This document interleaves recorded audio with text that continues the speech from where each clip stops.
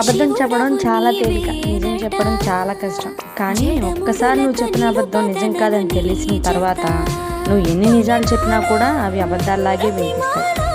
ఇదంతా ఎందుకు చెప్తున్నాను అంటారా? జీవితంలో ఎన్నో కష్టాలు చూసి వచ్చిందాన్ని.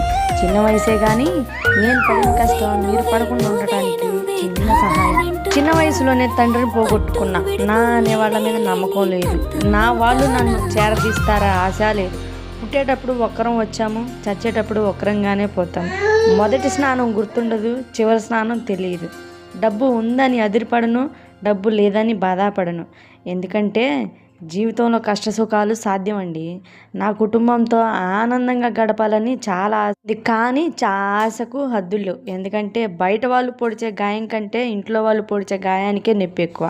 అందుకే ఎవరినైనా నమ్మడం మానేసా. నాకు నేనే సాటి. అది మంచైనా చెడైనా.